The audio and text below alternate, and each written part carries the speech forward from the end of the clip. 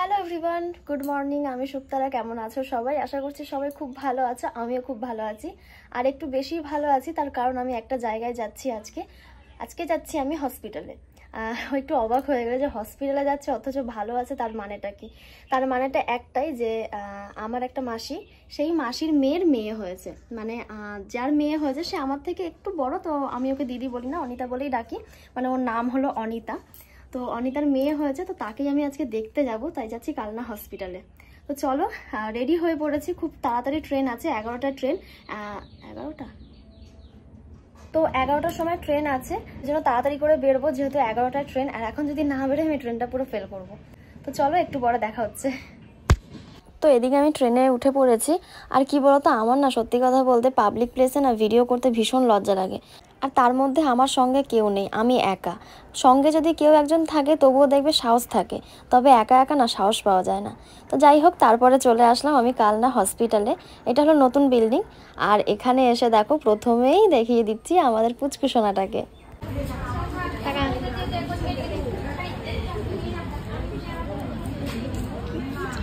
হাত রে,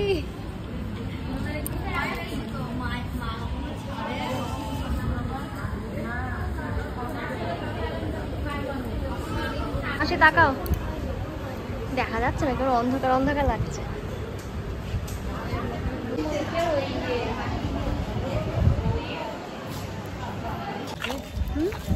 বলো, তোমার বাপ হয়ে কেমন লাগছে?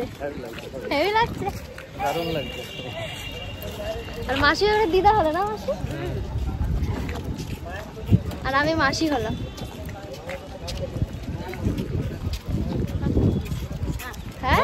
আমরা খুব খুশি। না, যদি 26 তারিখে হতো তাহলে আরো ভালো হতো। আমার জন্মদিন আর ওর জন্মদিন একসঙ্গে হতো। একদিন এগো বেঁচে হয়ে গেছে।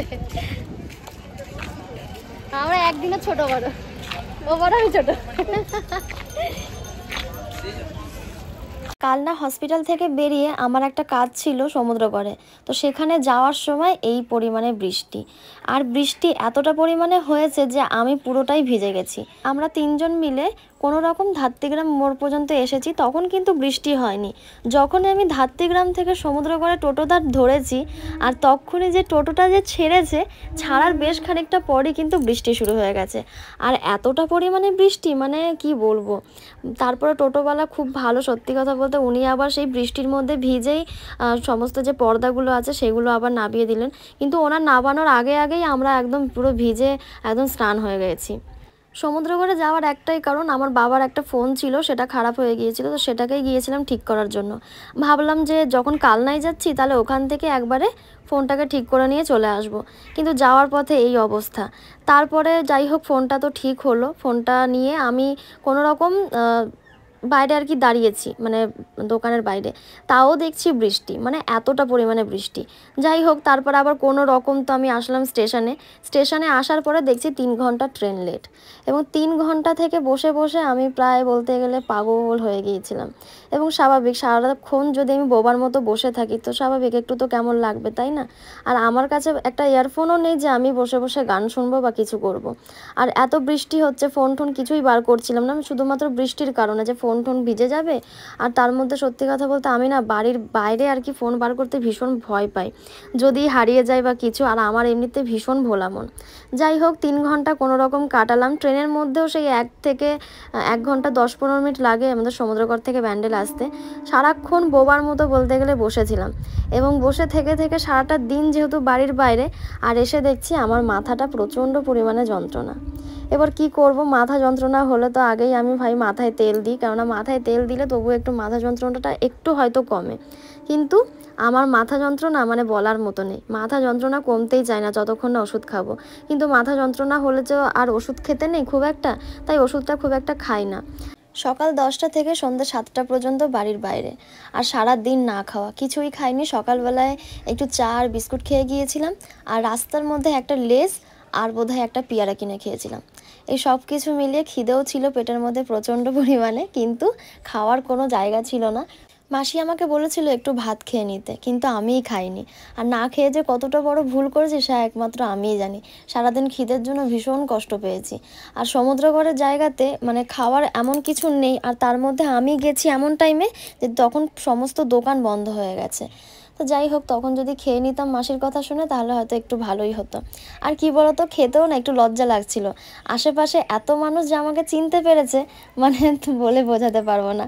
এবার আমি যদি ওখানে গিয়ে খাই কীরকম যেন একটা লাগে না, ওই জন্য আমি আর লজ্জায় আর খাইনি। যাই হোক, খাওয়া নিয়ে লজ্জা করতে নেই সেটা আমি জানি, তবুও কীরকম যেন একটা লাগে। আর তার মধ্যে একা ছিলাম, আর একা থাকলে আরও বেশি লজ্জা লাগে। জানো তো, সমুদ্র করে গিয়ে আমার সঙ্গে একটা খারাপ ঘটনা ঘটেছে। খারাপ ঘটনা বলতে তেমন কিছু না, তবে আমার জিনিসগুলো কিন্তু ভীষণ খারাপ লাগে। তোমরা অনেকেই আমাকে দেখে চিনতে পারো, বা আমাকে দেখে হয়তো অনেকে চিনতে পারো না, এটা ভাবো যে আদৌ সেই মেয়েটা কিনা। তো তোমাদের যখনই মনে হবে যে আদৌ সেই মেয়েটা কিনা, তোমরা প্লিজ আমাকে এসে জিজ্ঞেস করবে, যখন আমাকে দেখবে আর কি। আমাকে এসে জিজ্ঞেস করলে হয়তো আমি তোমাদের ঠিকই বলবো যে হ্যাঁ আমি সেই মেয়ে শুক্তারা, এবং তোমরা হয়তো কনফিউজড হয়ে যাও যে আদৌ সেটা কিনা। কিন্তু তোমরা না একটা ভুল করো। তোমরা অনেকে দেখি, মানে কিছু কিছু মানুষ, তোমরা সবাই না, কিছু কিছু মানুষ দেখি আমার ভিডিও করো মানে লুকিয়ে লুকিয়ে। কিন্তু প্লিজ আমি তোমাদের রিকোয়েস্ট করছি সেই জিনিসটা করো না। কেন বলো তো, মানুষ কখন কি অবস্থায় থাকে সেটা তো আর কেউ জানে না। ধরো আমি একটা অন্যরকম মুডে রয়েছি, বা আমার ভালো লাগছে না, মানুষ তো সব রকম মুডে সবসময় থাকে না, তাই না? এবং তোমরা দেখি আমার ভিডিও করো লুকিয়ে লুকিয়ে। এটা আমার সঙ্গে কিন্তু প্রায় অনেকবার হয়েছে, মিনিমাম 7 থেকে 8 বার মতো হয়েছে। তো সবার প্রথমে আমি যখন একবার ট্রেনে যাচ্ছিলাম, একজন মহিলা লুকিয়ে লুকিয়ে আমার ভিডিও করছিল। প্লাস আমি একবার আমাদের ব্যান্ডেলের বাজারে গিয়েছিলাম, সেখানেও একজন লুকিয়ে লুকিয়ে ভিডিও করছিল। এবং আজকে যখন আমি সমুদ্রগড়ে গিয়েছিলাম, সেখানেও একটা মহিলা দেখি আমার ভিডিও করছে লুকিয়ে লুকিয়ে। কিন্তু এতদিন আমি কাউকে ডাইরেক্ট বলিনি, তবে আজকে আমি তাকে ডাইরেক্ট বলেছি যে দিদি তুমি কি আমার ভিডিও করছো? যদি তুমি আমার ভিডিও করে থাকো তাহলে কিন্তু প্লিজ তুমি লুকিয়ে করো না, আমার সামনে এসে বলো। আমি তোমার সঙ্গে একটা কেন, তোমার সঙ্গে আমি 10টা ভিডিও করব, তাও ঠিক আছে, কিন্তু লুকিয়ে লুকিয়ে ভিডিও করো না। কেন বলো তো? কারণ মানুষ কখন কি অবস্থায় থাকে সেটা তো কেউ জানে না। হয়তো তখন আমার মুড ভালো নেই, বা তখন আমার শারীরিক দিক থেকে কোনো কিছুই ঠিক নেই, বা দেখো মানুষ তো সব রকম জামা কাপড় পরে, জামা কাপড় হয়তো ঠিক থাকে না। এই জিনিসগুলো কিন্তু স্বাভাবিক, এই জিনিসগুলো একটা মেয়ের বা একটা ছেলের সঙ্গেও হতে পারে, কোনো ঠিক নেই। তবে আমার রিকোয়েস্ট, তোমরা প্লিজ এই জিনিসগুলো করো না। কেন সত্যি কথা বলতে আমার না ভীষণ খারাপ লাগে, ভীষণ পরিমাণে খারাপ লাগে। কারণ আমি চাই না যে এমন কোনো ভিডিও যেটা সোশ্যাল মিডিয়াতে যাক, যেখানে হয়তো আমাকে বিব্রত লাগছে। হ্যাঁ, আমাকে দেখতে খারাপ ঠিক আছে, কিন্তু শারীরিক দিক থেকে কিন্তু আমাকে যাতে কখনো খারাপ না লাগে সেটা আমি সবসময় দেখে এসেছি। এবং আমি সবসময় এটা চাই যাতে আমাকে মানুষ কোনো খারাপ ভাষা বা খারাপ কথা না বলুক। আমি এই জিনিসটাই চাই, আর এই জিনিসটার জন্যই কিন্তু আজকে আমি সোশ্যাল মিডিয়াতে রয়েছি। কারণ খারাপ হয়ে আমি কখনোই সোশ্যাল মিডিয়াতে থাকতে চাই না।